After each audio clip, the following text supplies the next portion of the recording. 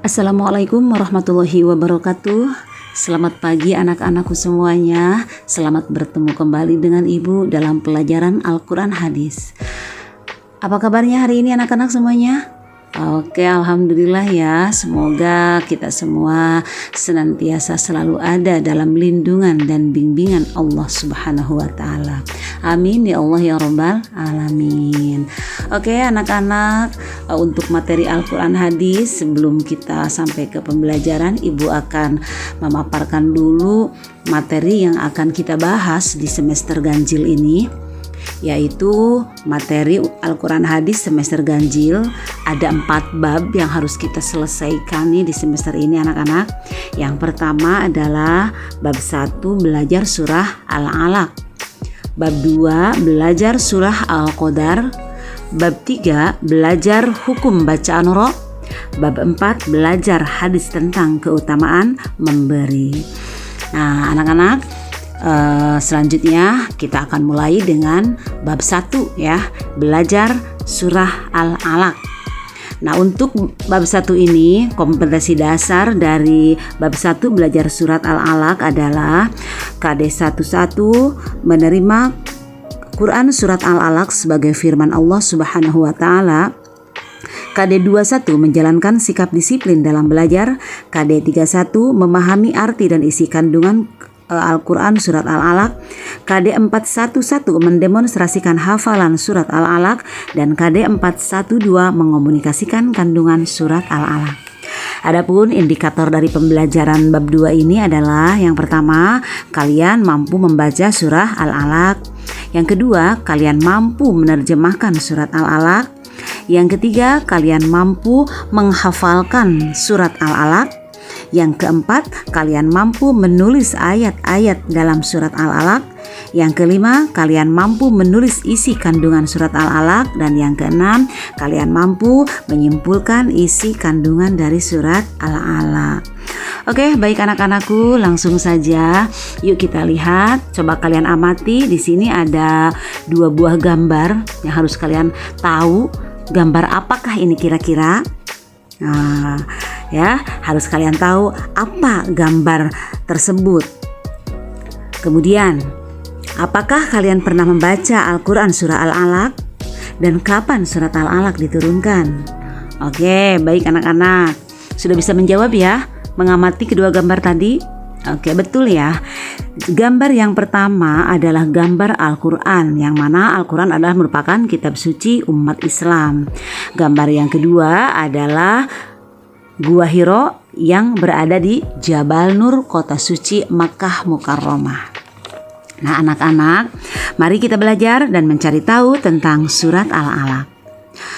Mengenai kedua gambar di atas anak-anak, ada keterkaitan antara Gua Hira dan Al-Quran. Gua Hira merupakan tempat yang sering dikunjungi Nabi Muhammad SAW untuk berkholwat atau bertahanus dengan tujuan berdoa kepada Allah, meminta petunjuk atas tingkah laku masyarakat Arab pada waktu itu yang sangat jauh dari nilai-nilai kemanusiaan.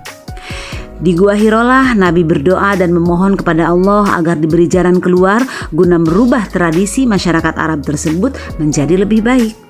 Nah, tepat pada tanggal 17 Ramadan tahun ke-40 Miladiah, saat Nabi berkhalwat di Gua Hira, beliau didatangi oleh malaikat Jibril yang diutus oleh Allah Subhanahu wa taala untuk menyampaikan wahyu yang pertama, yaitu surat Al-Alaq ayat 1 sampai 5.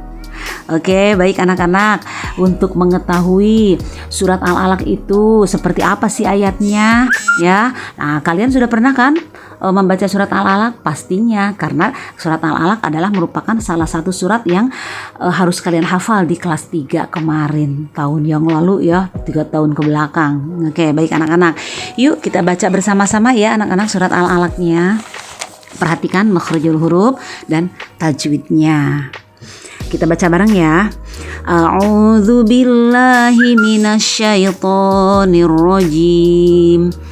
Bismillahirrahmanirrahim. Iqra bismi rabbikal ladzi khalaq. Ibu ulangi ya. Iqra bismi rabbikal ladzi khalaq. Khalaqal insana min 'alaq. Khalaqal insana min 'alaq. Iqra wa rabbukal akram. Iqra wa rabbukal akram. Alladzi 'allama bil qalam. Alladzi 'allama bil qalam. 'Allamal insana ma lam ya'lam. 'Allamal insana ma lam ya'lam. Nah, itu 5 ayat yang merupakan wahyu pertama dari ayat 1 sampai ayat 5 bunyinya yang tadi ya. Kita lanjutkan ayat berikutnya. Kalla innal insana layatgha ar-ra'ahu istaghna. Inna ila rabbika ruj'a. Inna ila rabbika ruj'a. Ara'aita alladhi yanha 'abdan idza shalla. Ara'aita in kana 'alal huda aw amara bit taqwa. Ara'aita in kadzdzaba wa tawalla. Alam ya'lam bi anna Allaha yara. Kalla la illam yantahi lanasfa'an bin nasiyah. Nasiyatin kadzibatin khati'ah. Falyad'u nadiyah. Sanad'u zabaniyah. Kalla la tuti'hu wasjud waqtarib.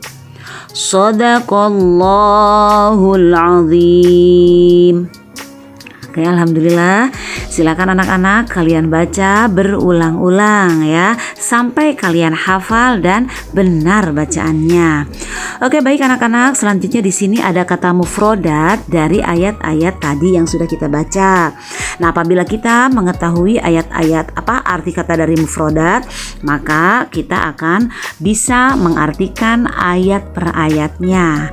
Nah, setelah kita bisa mengartikan ayat per ayat, maka kalian akan bisa menerjemahkan seluruh ayat dari surat Al-Alaq. Yuk kita baca bareng semuanya ya anak-anak. Di sini ada lafaz atau ada kata iqra.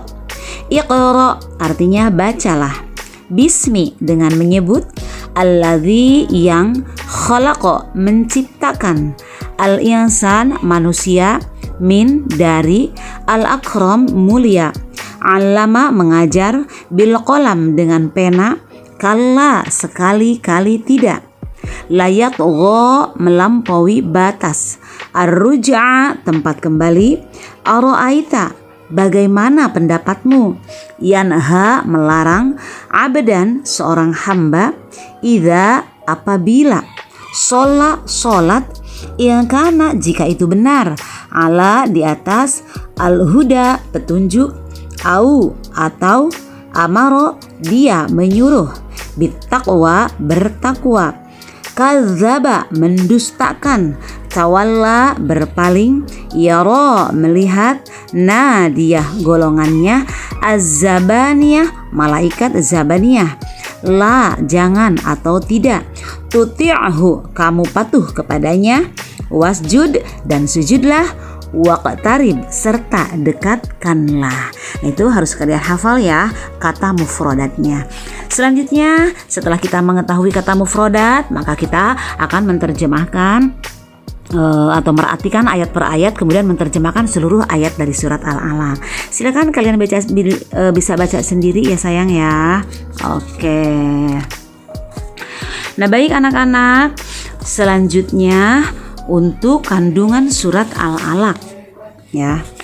Surat Al-Alaq itu adalah surat yang ke-96 anak-anak di dalam Al-Quran, yaitu setelah surat At-Tin penulisannya ya, dan sebelum surah Al-Qadar. Susunan dalam Al-Qurannya setelah surat At-Tin dan sebelum surat Al-Qadar.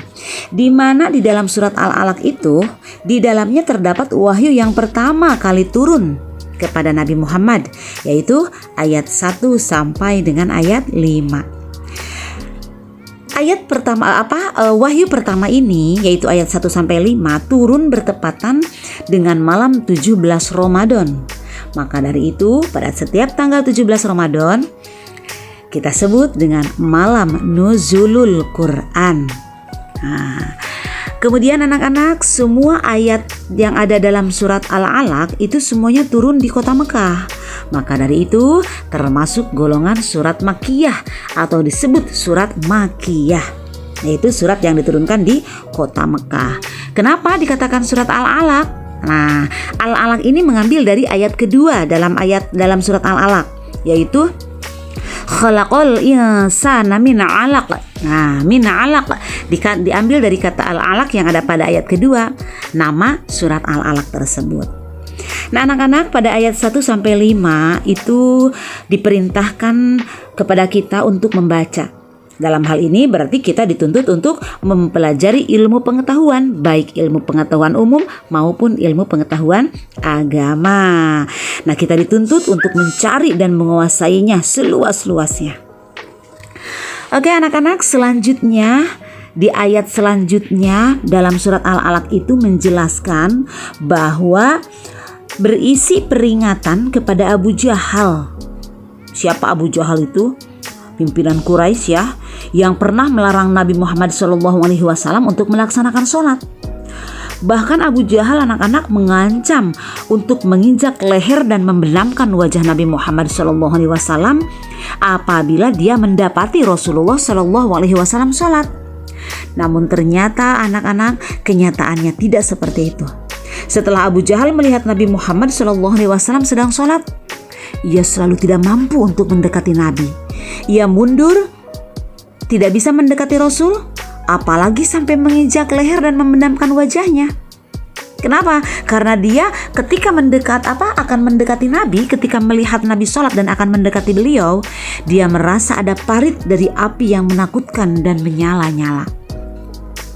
Nah, seperti itu ya. Kemudian kandungan dari ayat Al-Quran ini juga, manusia itu seringkali melupakan kenikmatan dari Allah. Ya, ketika merasa dirinya kaya dan berkecukupan, bahkan dia merasa takabur dan menganggap orang lain rendah karena merasa orang lain tidak ada yang mampu menandinginya. Nah, dengan ayat tersebut Allah mengatakan bahwa Allah pasti akan mengazab orang-orang yang merintangi orang lain untuk berbuat baik dan beribadah. Ya. Nah, hal ini seperti Abu Jahal yang diancam oleh Allah Subhanahu wa taala karena selalu merintangi Nabi Muhammad SAW yang hendak melaksanakan sholat. Nah, pada ayat terakhir dalam surat Al-Alaq ini berisi larangan untuk mengikuti perilaku orang jahat. Dicontohkan seperti perilakunya Abu Jahal. Dan juga berisi perintah untuk mendekatkan diri dan beribadah kepada Allah Subhanahu wa taala. Nah, baik anak-anakku semuanya, untuk materi bab 1 belajar surat Al-Alaq, alhamdulillah sudah Ibu sampaikan cukup sampai di sini. Ya, jika ada materi yang masih kurang paham, boleh kalian tanyakan ke Ibu. Dan alhamdulillah berarti untuk bab 1 ini selesai untuk pembahasannya, dan nanti akan ada tugas individu buat kalian semuanya, soal latihan yang ada kaitannya dengan bab 1 surat Al-Alaq tadi. Oke, baik anak-anak semuanya, alhamdulillah kita ucapkan terima kasih untuk perhatian dan kerjasamanya untuk kalian hari ini. Mohon maaf jika ada kekurangan. Wassalamualaikum warahmatullahi wabarakatuh.